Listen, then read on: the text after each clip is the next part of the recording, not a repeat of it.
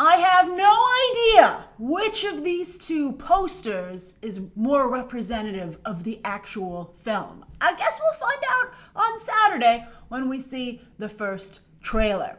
But of the two paths in a wood or in the ocean that Aquaman can swim down, I would totally tell him to swim down this one. I love this pulpy Sinbad approach much more than the realistic one that I think so far the film seems to have flirted with. This seems like fun. This makes me able to get behind the Fisherman King. I see him there. I think I like him better in a group and not like when he's in the ocean. I guess that protects him from predators, right? Although the Fisherman King has no superiors, right? He seems pretty cool, pretty fishy proud. So maybe he has that works as camouflage under the sea. But I like him here. Here, some of you pointed out, he has more of an Abe Sapien quality.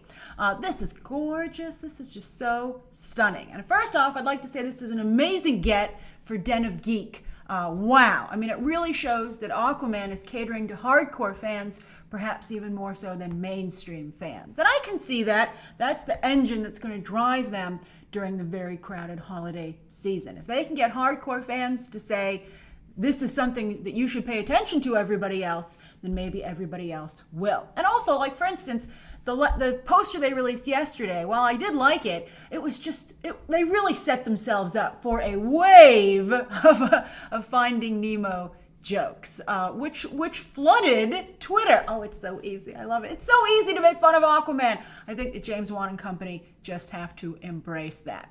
But wow, just like the Pixar classic films, the ocean is crowded here as well. Now, this is a drawing. It's not from the actual film itself. It's a very good drawing. It's, as they said in the Den of Geek article, it's photorealistic. And it is done with the help of the Aquaman team. So this is our first official look at a lot of stuff. So let's break it down. Now, obviously, front and center is Jason Momoa, right, as Aquaman. The Sinbad comparison works really well, particularly when you have Jason Momoa in your lead role. But you can see that he's sporting a new piece of jewelry. Jason Momoa does love his jewelry. You can see he has several rings there in addition. And by the way, who wore it better, right, him or Moana? But anyway, what is it? Well, when in doubt, especially, with any DCEU films that were made under his tenure, look to the work of Geoff Johns, because apparently he only likes to adapt his own comics, ignoring decades of comic book history that came before him and was beloved by the industry and fans alike. So I think it's not cool that Geoff Johns is like, oh, you want to adapt a story? Oh, what's this? This is my comic line here? Why don't you read this?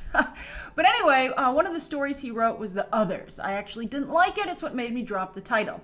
However, one thing so I was like, I did my research real quick, and I was like, I bet that necklace originates in The Others. It sounds like something that would come out of that part of Geoff Johns' story. And sure enough, it's the enchanted pendant, which creates an armor of seashells. Check! It all comes into place. Then behind him, there's Mara. Thumb holes represent, right? Love thumb holes, as you know. And her red hair looks very Little Mermaid there. Not just Little Mermaid, but there's a long history of redheads in comics for the same reason. It looks so good visually. And you can see that on display right here. And also we have Nicole Kidman, Willem Dafoe, who we've seen before. But of course, the really cool thing, before we get to the creatures, are the two dudes in the back sporting red shades, right? A lot of people are copying other people's looks here. But on the left, that's Patrick Wilson sporting a very comics-accurate version of Ocean Master's helmet, which helps him manipulate the ocean, like call about a tidal wave, etc. And the next name is Black Manta, who you can see from the artwork does seem indeed to have eye beams. I can't wait to see those fire off. And then there's Dolph Lundgren as Mira's pops, King Nereus, and that seems pretty standard. But let's talk about sea creatures. So a number of you are so happy to see what looks like the Kraken back there, right? And you have also Arthur's father's lighthouse where he grew up, and I think that's nice. And of course, it gives that nice little beacon to the surface world, right? I love that. And then if you go on the other side, of course, there's the Fisherman King with his entourage, or should I say school? It's too easy. I love it. I love making fun of Aquaman. It's just it comes from a good place. It's like as I said before, the robot chicken stuff. It's just fun. It's not done with any malice, and as I said, I really like this, and I'm looking forward to the film. But I think this lighthearted quality lends itself to let's have just a good time, and if that includes a few jokes, so be it. That's great. I'm glad you're enjoying yourself. And I think if you go the more serious route, then the jokes I think they undercut it instead of add to it. So let's see here. As I said, Fisherman King looks better when he's with the whole group. You've got some crab creatures below with glowy eyes. Those are crazy looking. But you know what? Who I really love the most are those aquatic soldiers behind them. I feel they're like the ocean version of stormtroopers, and I do love stormtroopers. So many people love seeing a battalion of stormtroopers marching in real life. It's so cool. It's nobody cannot geek out over seeing that. I've been with people, going around the theme parks or Comic-Con who are not really into comics, and when they see that, they're like, that's cool. So I love them, and I think they might be associated with Ocean Master because there's a similarity in the styling of their armor. So I think they look really, really great. And their costumes would lend themselves perhaps to a theme park experience. Although, of course, Warner Brothers really needs to get on that. I think it's horrible they don't have more of a DC presence, and all they have to offer is the great adventure stuff. I think it's ridiculous considering what Disney's doing. They are building a theme park in Dubai, but they need more of a global presence. And from what I've seen, while it does look impressive, I'm very happy for those of you in Dubai who get to experience it. It doesn't look at the level of, again, what Disney's doing. But what's really exciting is if you go to the other corner of the poster, you've got the trench, our first look at the trench. Now, this is also from Jeff Johns. These were the villains of his first New 52 arc. And they're the forgotten survivors of Atlantis. Atlantis goes underwater, and the other kingdoms are like, whew, that was bad. Oh, we seem to have lost a group.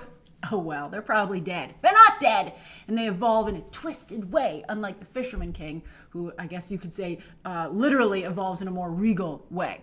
But they go kind of like alien-like. They look a little, like the xenomorphs from Alien. And who doesn't love those?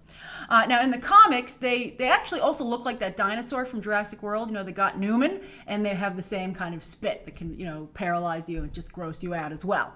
They're souped up overall, speed, stamina, strength, the basic soldier serum recipe. They have those razor-sharp teeth that you can see. They can cut through almost anything, including Aquaman.